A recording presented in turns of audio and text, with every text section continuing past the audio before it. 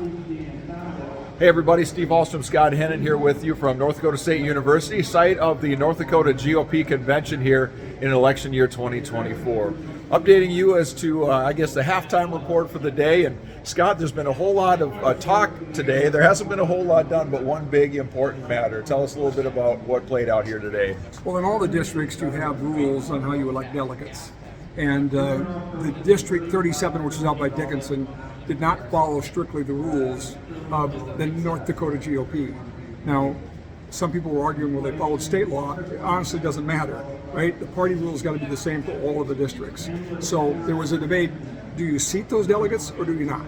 And that was the battle. And it was way longer than it needed to be, way messier than it needed to be. Sanford tried to just have one vote and cut off the debate, but they wanted to have the debate, and ultimately cooler heads prevailed. They're seating the delegates and we're moving on.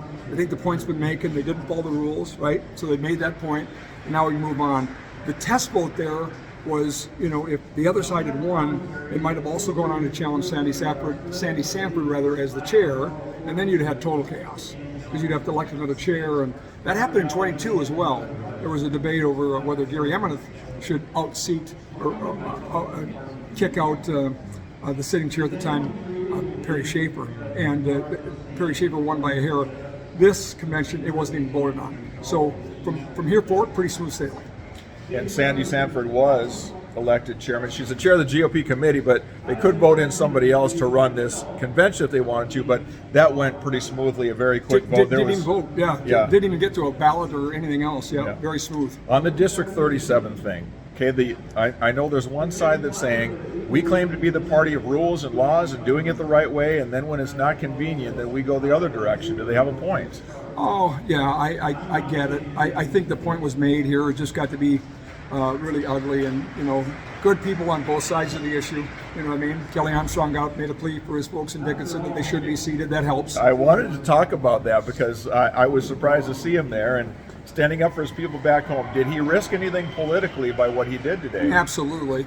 In that you had a 50-50 room, and he went and argued for one side. So gutsy by Kelly, without question, but I think probably tipped the balance to this thing. Let's just be done.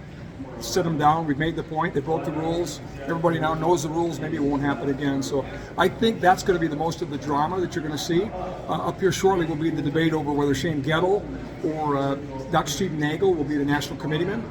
That will be a contentious debate.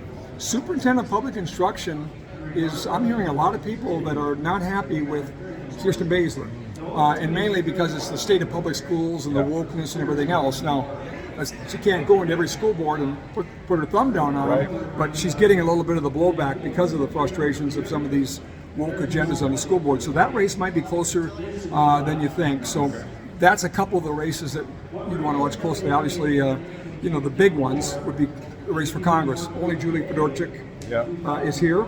There is one gentleman that is a veteran, but he's not real well known. He's vying for the nomination. Smart guy, Navy, Army, Air Force veteran, and lives in Candu, North Dakota. I interviewed him this morning on the show. Very impressive. Alex Blaz is his name. But that's likely. That's David versus Goliath, right? So Julie Fedorchik's going to come out. Rick Becker will not be able to participate. He's here as a delegate, but he can't because he ran as an independent before. He won't be voted on this weekend. And then on the governor's race, Kelly's the only one here. Tammy Miller opted out of being part of the convention process. So not much drama left other than those other little smaller races. All right, well, we'll be back tonight after the last events and proceedings are done here with a recap of day one and see if anything else crazy happens today. Steve Hallstrom, Scott Hennen, live from North Dakota State University at the North Dakota GOP Convention. We'll see you next time.